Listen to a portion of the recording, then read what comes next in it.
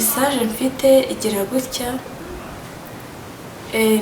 nabonye nari maze gusenga mu saa 9 mbona Imana mbona ko Imana numva irambyiye ngo nimbwira abasenyi zigiye kugwa pe izuze ku musenyi zigiye guhirima kandi nizigwa zizagwira abantu benshi nizigwa zizahirimira benshi niyo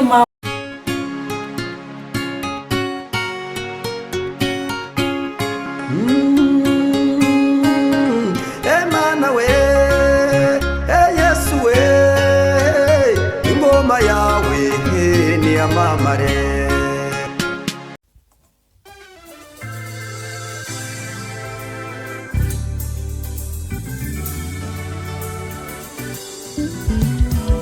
Siribi Studio ni igisubizo cyawe bahanzi baririmbyi namwe makorari mwifuza gukoresha indirimbo zanyu muri studio ni mugane Siribi Studio tubakorere neza audio na video.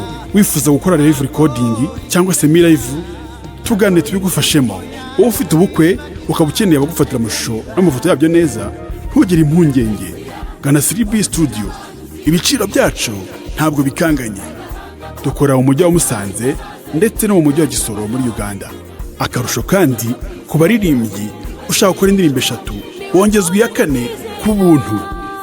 Ukeneye ibindi bisobanuro hamagara 0788 97 81 24. Siribi Studio ni igisubizo cyawe.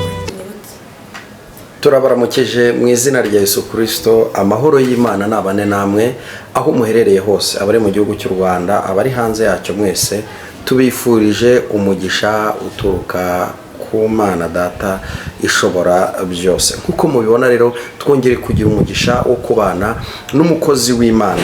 Mu minsi yashize twarabanye tuganira ku mirimo y'Imana, atambutsa message nziza kandi atambutsa ivuga butumwa mwakunze. Niyo mpamvu uyu munsi wa none twongeye kumuhamagara kugira ngo yongera tugezeho iby'umwuka, yongera agaburira ubugingo buri muri twebwe. Buriya ibisarurwa ni byinshi ariko abasaruzi ni bake. Niyo mpamvu duhora dukeneye abakozi b'Imana, ariko kandi twaba dukeneye abakozi b'Imana barimo kandi barimo neza. Byamaze kugaragara ko abantu bakunda kuza kuri social media bakahaza kandi mu by'ukuri badahagaze neza. Ndagira ngo mbwira abantu ko birakwiye kuzoza kuri social media wasenze, ufite icy'Imana yaguhaye, uje kubwira abantu batandukanye. Mukozi w'Imana uraho neza? Yesu Kristo nashimwe. Amakuru y'iminsi? Amakuru ni meza. Imana ishimwe. Ndagira ngo wongere wibwire abakunzi bacu, ntabwo bose barakumenya, ubibwire ahasigaye dukomeze ikiganiro cyacu. Amazina ni yayandi ni Serine. Serine nde haryara? Serine. Mutumye nka Serine. Umuhanuzi w'Uwiteka Imana, ugubwe neza. Turakwakiriye mu izina rya Yesu Kristo kandi ndizera neza ko uyu munsi tugiye kugirana ivuga butumwa rigiraho rikura abantu naho ribajyana. Reka ngusabe ubanze usenge Imana. Tugushimiye gukora kwawe no kurinda kwawe, tugushimiye ko tugeze kuri uyu munsi tukaba duhumeka ku mwuka w'abazima.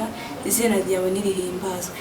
Aka kanya rero nyabura ku ngoma Imana tugiye kuvuga ibyururutse imitima y'abantu. Reka tugende imbere nyabura ku ngoma Imana abari bobe kutwiyoborera. Reka ukuri imitego yose y'umwanzi mu nzira, imbaraga zawe ziba arizo zigaragara.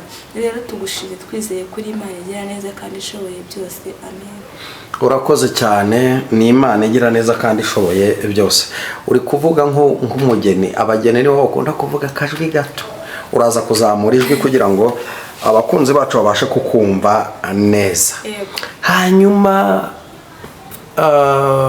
uyu munsi wa none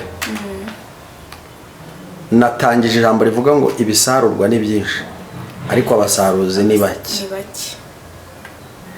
Ni ukubera iki abasaruzi ari bake kandi abavuga ko bari mu murima w'Imana ari benshi? Muri make ni ukubera iki abakozi b'Imana ari bake kandi mu bigaragara ari benshi? Abakozi b'Imana impamvu bagaragara ko ari bake kandi abari mu murimo ari benshi, ntabwo ari ko abari mu murimo bose ariko bakora. Abari mu murimo bose bagaragara nk'abakora, ariko imbere y'Imana ntabwo ariko bose bakora.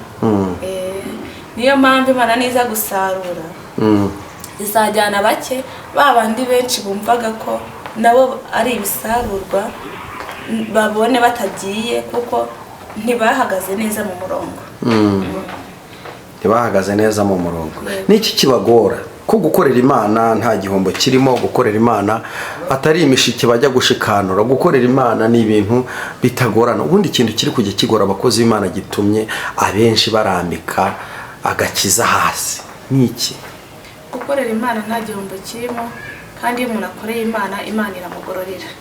Impamvu rero abantu bibagora bakarambika hasi nuko bifata nkaho bageze ku Mana neza, kandi iby'Imana bumva babifite neza, ariko iby'Imana baba barabitakaje.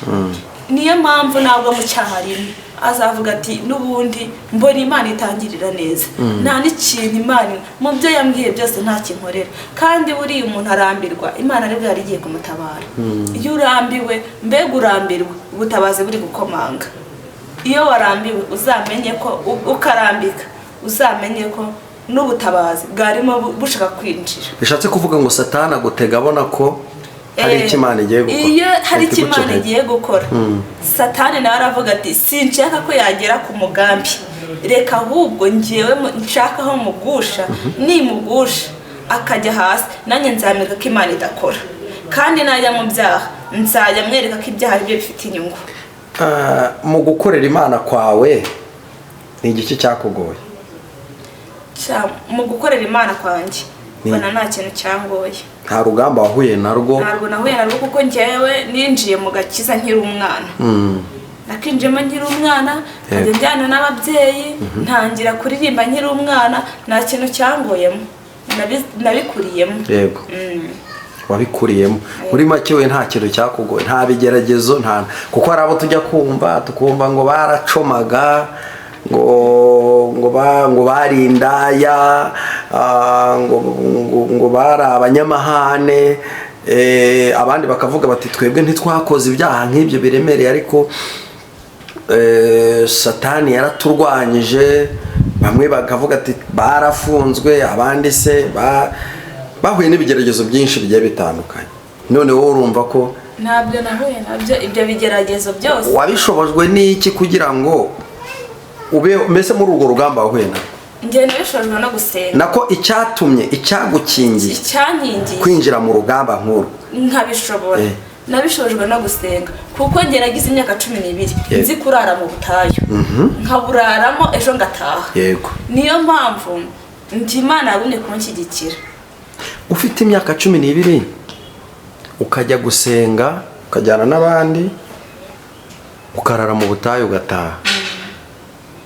None se uyu munsi wabwira iki ababyeyi badashaka kwigisha abana babo bagakiza bakiri hasi?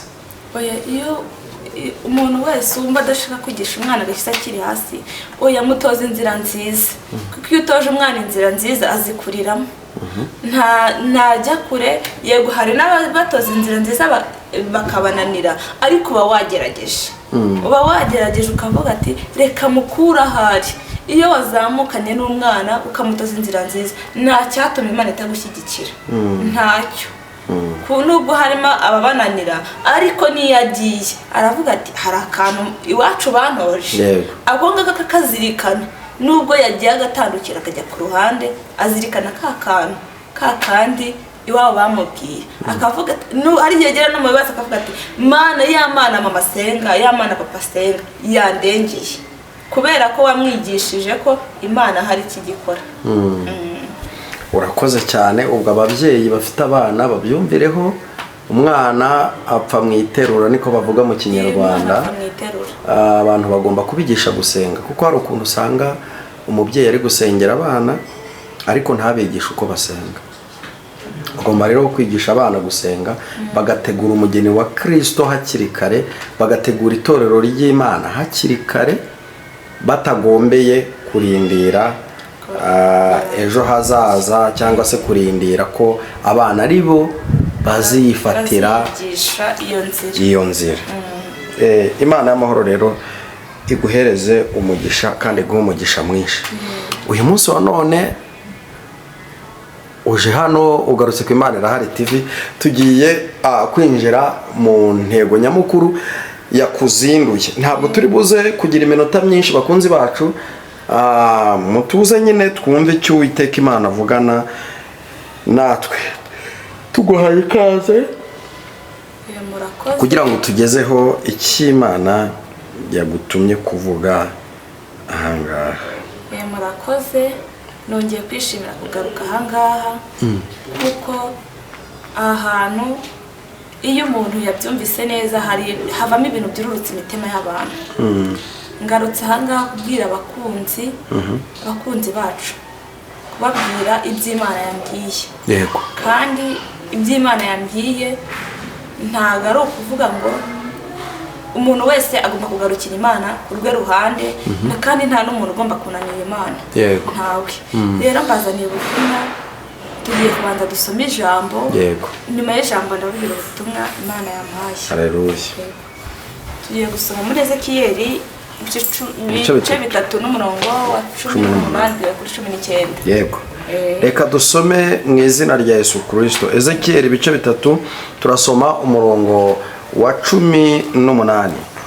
Nimbwira umunyabyaha nti gupfa ko uzapfa, nawe ntumuburire. Reka nsubiremo. Nimbwira umunyabyaha nti gupfa ko uzapfa, nawe ntumuburire cyangwa ngo uvugane n'umunyabyaha umwihanangiriza kuva mu nzira ye mbi ngo akize ubugingo bwe, uwo munyabyaha azapfira mu byaha bye, ariko ni wowe nzabaza amaraso ye. Ndabasoma gake tujyane. Yego. Reka uyu murongo rwose urakomeye, reka musubiremo abantu bawumve. Usoma n'abantu bumve neza. Nimbwira umunyabyaha nti gupfa ko uzapfa, nawe ntumuburire. Nimbwira umunyabyaha ngo gupfa ko uzapfa, nawe ntumuburire. Ubwo nyine ninkubwira gupfa uzapfa ariko sinkuburire, ntacyo nzaba nkoze. Yego. Kuko ejo ushobora gupfa ariko ugapfa urimbutse. Ariko nkubwiye ko ejo uzapfa, ushobora kuvuga ati reka nihane nzabona ijuru. Yego. Nzabona ijuru kuko ijuru rizajyamo abihanye, kandi ijuru rizajyamo abantu bameze neza. Ijuru mbega rizajyamo abageni, rijyemo n'abakwe, kandi nta muntu ujya mu ijuru atari umugeni. Niyo mpamvu nimba nkubwiye ngo ejo uzapfa, ugomba kwiyeza ukavuga ngo reka njye guhura na wa mwami watubambiwe meze neza, nta kibazo mfite. Yego. Cyangwa ngo uvugane n'umunyabyaha umwihanangiriza kuva mu nzira ye mbi ngo akize ubugingo bwe, umunyabyaha azapfira mu byaha bye, ariko ni wowe nzabaza amaraso ye. Umunyabyaha nutamubwiriza kuva mu ngeso ze mbi, ejo agapfira mu byaha, njye nzabaza ubugingo bwe. Ariko nimubwiriza, nkamubwira inzira y'agakiza, nkamubwira iby'Imana ikora, ko Imana igira neza, naramuka atabivuyemo, njyewe sinzabazwa ubugingo bwe, ariko nzaba nageze ku ntego y'icyo Imana ishaka ko ahindukira. Nanjye mubwirije kuhindukira, agahindukirira Imana kugira ngo ave mu nzira mbi, kuko inzira mbi ni nyinshi, kandi mumba kumubwiriza akava muri iyo nzira ye mbi, kugira ngo ejo azabwira akava muri iyo nzira. Nava muri iyo nzira ye mbi rero ntabwo uzamubazwa, ariko nabwo nanone niyanga kuyivamo wamubwirije, nabwo uzabaza ubugingo bwe, kuko uzaba wamubwirije ngo ahindukire. Yego. 19. Ariko nuburira umunyabyaha ntave mu byaha bye cyangwa mu nzira ye mbi, azapfira mu byaha bye, ariko weho uzaba ukijije ubugingo bwawe. Imana ishimwe. Nubwira umunyabyaha abe mu nzira ze mbi akanga, yego, icyo gihe ntuzabazwa ubugingo bwe. Ariko nutamubwiriza kuva mu nzira mbi arimo, uzabazwa ubugingo bwe. Ubugingo bwe buzakubaza, amaraso ye azajya ahora uvuga ati amaraso ye azize njyewe, ninjye azize, kubera ko ntiwamubwirije. Ariko numubwiriza akanga kubivamo, nta kibazo uzagirana n'Imana. Ni uzarokora ubugingo bwawe. Ubugingo bwawe uzaburokora kugira ngo nawe ejo utazahura na rwa rubanza rw'uko utamuburiye. Niyo mpamvu rero tugomba kuburira abantu bose bari mu nzira mbi. Umuntu wese uri mu nzira mbi kandi ukaba ubizi ko ari mu nzira mbi, nawe ukijijwe, mwegere umubwira ati iyi nzira urimo yivemo, kuko iyi nzira ntabwo izakugeza ku Mana. Iyi nzira ntabwo izatuma ugera ku Mana, ahubwo uzajya muri Gehinomu. Kandi muri Gehinomu ni habi pe, bavuga ko ari ahantu habi. Muri Gehinomu ni ahantu hajya abantu bakoze ibyaha. Ariko nimba ubana n'umuturanyi ukaba ubona ko ari umuntu mubi atahinduka, mwegere ujye umwigisha gake gake. Ntabwo wahindura umuntu uwo munsi, ariko ko ugenda umwerera imbuto umuhindura, umuntu agenda ahinduka. Kuko ntabwo wabana n'umuntu mubi ngo mubane umwaka akiri mubi kandi wowe wera imbuto, ntabwo bishoboka. Nawe waba uri mubi, ariko umwereye imbuto ukamwereka inzira y'agakiza, ukajya murarika ati tujyane gusenga. Iyo ageze mu rusengero ahava yakijwe ako kanya, yenda yagera hanze bigahinduka. Ariko iyo ubona bigenda bihinduka, uramubwira ati jya wegera Imana. Kandi birakunda bakegera inzira y'agakiza, Imana ikabagirira neza. Kuko umuntu iyo ari mu byaha, Imana iramwegera iyo yayisanze iramwegera ikamugirira neza. Kandi bavuga ngo Imana ntiyanga umunyabyaha ngo yanga icyaha. Iyo rero umunyabyaha yegereye imugirira neza, ikamurengera. Nta mpamvu yo kugira ngo umuntu apfire mu byaha kandi nawe ari. Yego, nibyo. 20 haravuga ngo kandi umukiranutsi nareka gukiranuka kwe agakora ibyo gukiranirwa, nzashyira igitangaza imbere ye, azapfa. Kuko atamuburiye azapfira mu cyaha cye, kandi imirimo ye yo gukiranuka yakoze ntizibukwa ukundi. Ariko ni wowe nzabaza amaraso ye. Ubundi bavuga ko imirimo ya nyuma ari yeshi yagera agaciro. Yego. Nukora mbere ugakora neza, nyuma ugasoza nabi, ntabwo imirimo yawe izibukwa. Ntabwo izibukwa. Ariko nukora neza, imirimo yawe izibukwa kuko uzaba wakoze neza. Kandi nukora neza, ntabwo uzabazwa amaraso ya wa muntu, ntabwo uzayabazwa, kuko uzaba uri gukora neza. Niyo mpamvu rero tugomba guhindukira bene data, tugakora neza mu baturanyi, tukera imbuto. Mbere na mbere ryo banza wera imbuto mu nzu yawe, kuko utereye imbuto abo mu nzu ntabwo uzayerera abo hanze. Ntabwo bishoboka. Tubanza wera imbuto mu nzu, nurangiza usohoke ujye no hanze uberera imbuto, kuko abo bantu bazaguhamiriza kuko wera imbuto. Niyo mpamvu tugomba tugahindukira tukava mu byo turimo, kuko ibi by'isi bizashira. Tugende tubisige, kuko nta muntu uzapfa ngo amuhambane n'ibyo yari atunze. Niyo mpamvu tugomba tugahindukirira umwami wacu, bigishoboka ko abonwa hakiri kare. Yego. Nuko 21 iri jambo numva ari ryiza rwose, ndumva umwuka wera ari ahantu. 21 ariko nuburira umukiranutsi kugira ngo adakora icyaha, nawe ntakore icyaha, nukuri uzabaho, kuko yemeye kuko yemeye kuburirwa, kandi nawe uzaba urokoye ubugingo bwawe. Amen. Imana ihimbazwe. Nuburira umuntu akemera kuva mu ngeso ze mbi, akagaruka agahindukirira Imana, nawe uzaba urokoye ubugingo bwawe. kuko nahindukira akava mu ngeso za zindi mbi yari arimo zidahesheje Imana icyubahiro, azaba ahindukiye agarutse ku Mana, kandi Imana izamutegera amaboko. Buriya Imana ntabwo wahindukira ngo niragize gutera umugongo, ntabwo bishoboka. Nimba wahindukiriye Imana, Imana nayo irazi kurebe kandi kurebana amaso y'imbabazi. Niyo mpamvu rero ubugingo bwawe nubwo uwo muntu ugaruye buzabaho iteka. Nta muntu wahindukiriye Imana uzabaho nabi, ntibishoboka. Imana ihora itwishimiye ku manywa na nijoro. Niyo mpamvu bene data tugomba kugarukira Imana, tukayigarukira kuko nayo izatugarukira, kandi nayo izatugirira ibambe mu byo twakora byose, mu ngeso mbi zose tugira. Niduhindukire, nuhindukirira Imana nawe izaguhindukirira, ntabwo izagutera umugongo. Ntabwo bishoboka ko wahindukirira Imana ngo nirangize gutera umugongo, kuko Imana ishaka ko abana bayo bahora bayegereye, be kuyitera umugongo. Nuyitera umugongo bizagenda gute? hari akaririmba bajya baririmba ngo Imana yaradutabaye, imaze kudutabara tuyitera umugongo. Ngese ibindi bikomeye n'ibizaza ninde uzadutabara? Nta muntu wadutabara usibyeyo. Niyo mpamvu rero niba igukuye mu bikomeye uyitera umugongo, komeza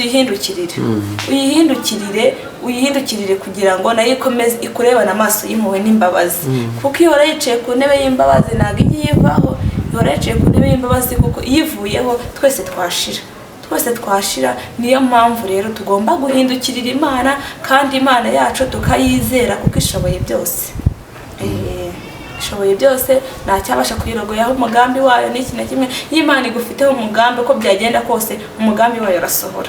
Umugambi wayo urasohora ku mwana w'umuntu. Ibyo yakugeneye nibyo, nta kizabikuraho, nta na kimwe. Uzabaho nabi ariko igihe kizagera niba kugeneye kubaho neza, icyo gihe kigere ubeho neza kandi ubeho wishimye. Bwa buzima bubi wabayemo ntiwibwe ko wigeze kubaho, kubera ko Imana yakugiriye neza, Imana yakurengeye ikakwitaho. Iyi Imana rero yakwishimiye, ikubeshaho neza, kandi nawe wakoreye Imana neza, Imana iraguhemba ikaguha ingororano, kuko ingororano z'abantu bakoreye Imana ni nziza.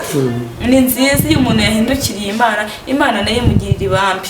Nta muntu uzakorera Imana ngo narangiza yikorera amaboko. Ntawe wakoreye Imana wese ntabwo ajya yikorera amaboko, nawakoreye Imana ngasabirize. Ntawe, kuko wakoreye Imana wese Imana imufiteho umugambi mwiza. Imana ishimwe, Imana imugiraho umugambi mwiza. Kandi nuko byagenda kose ushobora gukorera Imana ukabona urashaje, nta ngororano wari wabona, ariko za ngororano zishobora kuza muri ba bana bawe bakari bagusazisha neza, bakagusazisha neza, ukavuga ati koko nimba Imana nari nshaje nta ngororano mbonye, ibikoreye mu bana banjye. Ntabwo kuko Imana itasoje ibyo yakubwiye ako kanya, ntabwo ariko bigenda. Yenda ishobora kubikorera mu bana bawe, abana bawe bakagusazisha neza, nawe ugasaza wishimye, ugasazana umunezero. Kuko harimo abantu basaza baseka, barahari benshi basaza baseka, bakavuga ati uyu ni umunezero w'Imana, nabayeho nawe ariko nshaje nseka. Ibyo ngibyo bibaho cyane, akishimira ubuzima abayemo, akazarinda apfa yumva ineza y'Imana, kandi Imana ikimuhetse ku mugongo wayo. Kuko umuntu wakoreye Imana ngazarinda asaza akiyumvira ikinyenga mu mugongo w'Imana. Gukiranuka ni byiza, twiyumvira umunyenga mu mugongo w'Imana. Imvi ziba uruyenzi, ikiduhetse. Imana ntabwo ijya yururutsa abana bayo, ntabwo yatwururutse. Nta n'imbeho tuzagira, ntayo. Nta mbeho, nta n'ibyago, nta n'amakuba tuzagira turi kumwe n'Imana. Imana ishimwe. Urakoze cyane kubw'ijambo ryiza uduhaye. Ubu rero twakwakira noneho ukajya watugezaho nimba hari yereka ufite, hari mesaje zindi mu buryo bw'umwuka. Ni karibu rwose zitambutse. Imana ishimwe. Mesaje mfite igira gutya. Nabonye nari maze gusenga mu saa 9, mbona ko Imana numva irambwiye ngo nimbwira abantu, nabyumvise ngira gutyo, nimbwira abantu ko Imana ije gukubura, Imana ije gukubura, kandi Imana iraje ntabwo itinze. Ntitinze ku buzima bw'umuntu, kuko abantu ngo babaye ingomba z'amatwi, babaye ingomba z'amatwi, babigira ngo ndabimenyereye. Abo babigize rero ndabimenyereye, irabangutse kandi ntabwo itinze ku buzima bwabo. Ntabwo iri butinde, iriyiziye, kubera ko Imana ngo irambiwe kumva ngo narabimenyereye, n'ubundi iravuga ntizi.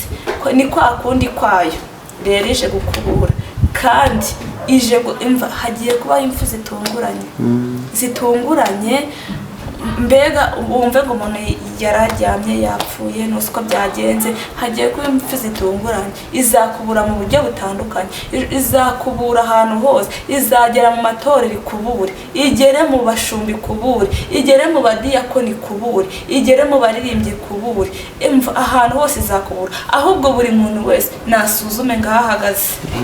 Kano kanya umuntu wese nasuzume ese ahagaze ate, Imana izamusanga hehe? Kuko ishobora kugusanga muri wa mwanya abantu igiye gukubura. Buri muntu wese ngo niyisuzume arebe aho ahagaze, kugira ngo umweyo w'Imana utazamugeraho. Kuko umweyo w'Imana uzakubura, ntaho uzasiga, uzinjirira buri wese wumva ko yarahagaze neza. Niyisuzume atazasanga nawe ari mu bikuburwa, atazasanga ari mu bintu bizakuburwa, kuko ibigiye gukuburwa ni byinshi. Ni imyanda myinshi igiye gusohoka mu matorero, isohoka ahantu hose. Ntago buri hantu hose Imana igiye gukoramo, kandi igiye kwikuburira. Nikubura rero ntabwo izatinda, kuko yambwiye ngo sindi butinde. Babwire ngo babigize ndabimenyereye, kandi bigira ingumba z'amatwi ntibacyumva, ntibagishaka kumva aho Imana ivugira. Abo babigize rero ingumba z'amatwi, irabangutse kugira ngo ibereke ko ari Imana ijya ivuga kandi igakora. Rero ngo buri muntu wese nareba ahantu ahagaze, kuko hari indirimbo ijya ivuga ngo umuntu wese ku giti cye, umusenyi cyangwa wubatse ku rutare. Imana ishimwe. Hari umuntu wubatse ku musenyi n'umuntu wubatse ku rutare. Umuntu wubatse ku musenyi ntabwo ibyo bizakabera nk'umuntu wubatse ku rutare, kuko iyo imvura iraza ikagukumba, imivu igatemba, yanze ikagenda. Ariko umuntu wubatse ku rutare ntacyo azaba. Imana ishimwe.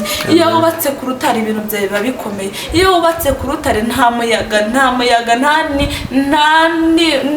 nta n'imvura byaza ngo bihirike ibyo wubatse, kuko byubatse ku rutare birakomeye, kuko umusingi uciye ku rutare, uwo musingi ukomeye, kuko umusingi waho nta kintu kiwunyeganyeza. Nta kuntu washyiramo inzu ngo inzu ihirime. Niyo mpamvu rero umuntu wubatse wese ku musenyi niyusuzume, arebe ko yashyira inzu ye ku rutare kugira ngo ibye bikomere. Arebe ko inzu ye yagera ku rutare ibye bigakomera, kandi ibye umuyaga waza ntubitembane, amazi yaza ntabijyane, kuko yabishyize ku rutare. Umuntu wese ntahindukire, bene data, buri wese ntahindukire, yubake ku rutare, kuko inzu zo ku musenyi zigiye kugenda. Inzu zo ku musenyi zigiye gukuburwa. Umuntu wese nahindukire rero, ahindukirira Imana, nayo imugirire ibambe. Imana imugirire ibambe, kuko Imana yacu pe ije gukubura, kandi Imana iri bukubure idatinze.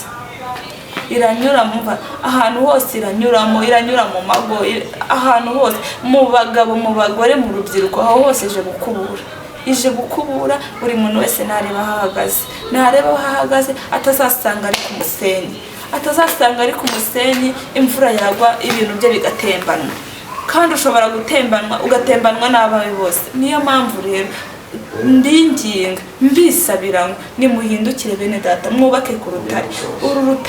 Urutare rw'Imana ntabwo runyeganyega, nta nubwo runyeganyezwa.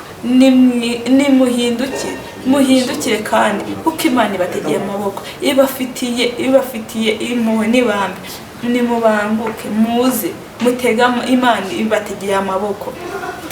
ibategeye amaboko, mwe kureba hirya no hino, kuko ibi ngibi iyi si yacu igiye gushiraho, iyi si yacu izashiraho, twebwe iyi si nishiraho, isi nigushiriraho uzahagarara hehe? Isi yacu izashiraho ijyane n'ibyayo, twebwe tuzaba turi ab'Imana, tujyane n'Imana mu ijuru. Ese uzaba utarakoreye Imana buri juru? Ibyo byose wumva wahagarara mwene data? Nta hantu wahagarara usibye Imana yonyine ikwiye kutugirira impuhwe n'ibambe. Ni Imana yonyine ikwiye kuba yagira impuhwe n'ibambe. Niyo mpamvu mbabwira ngo umuntu wese wumva wubatse ku musenyi, reka kuri inzu ye ku musenyi, yubake ku rutare, kuko urutare rw'Imana ntago runyeganyezwa. Nirunyeganyezwa buri muntu wese nahindukire, kuko inzu zo ku musenyi zigiye kugwa pe. Inzu zo ku musenyi zigiye guhirima, kandi n'izigwa zizagwira abantu benshi, n'izigwa zizahirimira benshi. Niyo mpamvu rero mwagakwiye kubaka ku rutare, mukava ku musenyi, kuko umusenyi nta cyiza cyawe, nta cyiza gihari na kimwe. Nimuhindukire bene data, muhindukirire Imana yacu, kuko Imana yacu nayo izatugirira ibambe. Banyarwanda, abanyarwandakazi, muhindukirire Imana yacu. Imana yacu kugira ngo itugirire ibambe, kugira ngo uyu mweyo w'Imana we kutugeraho, uyu mweyo w'Imana we kutugeraho, we twe kuzakuburwa nk'ibishingwe, kuko ibishingwe aho bikuburwa bijya ni mu myanda nyine. Twe kujya mu myanda, kandi twagakwiye guhindukira tukubaka ku rutare, kugira ngo ku musenyi n'ibiza bizajyana umusenyi nyine n'itaka rizagenda, twebwe dusigare duhagaze ku rutare. Imana ishimwe. Muhindukire bene data, kugira ngo tuzabane n'Imana mu bwami bwayo. Imana ihimbazwe. Amen.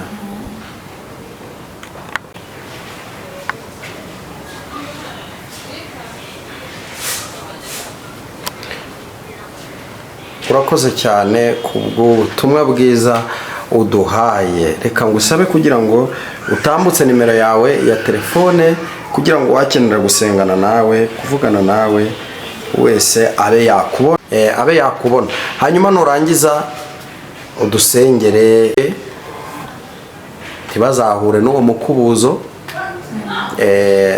N'ubundi maze iminsi mbyumva hirya no hino abantu bavuga bati Imana ije guheha. Byumvikane ko hari imyanda, hari imyanda yivanze. No kuvuga ngo rero birasaba kugira ngo unadusengere, usengere abantu b'Imana, atari no kuri kamera gusa, no mu rugo usenge, kuko nzi ko nawe icyo wifuza no ko abantu b'Imana badahura n'ibibazo no gukuburwa, no ku Imana yazigaye igakuraho imyanda. Kuko y'imyanda iyo bavuga ngo iyo amatoilette yuzuye baraza bagaheha, nta mpamvu yo kugira ngo tuzahure no guhewa kw'Imana. Yego. Nimero yanjye ya telefone 0788 777 45 314. 0788 777 45 314. Urakoze cyane. Reka ngusabe kugira ngo usenge Imana.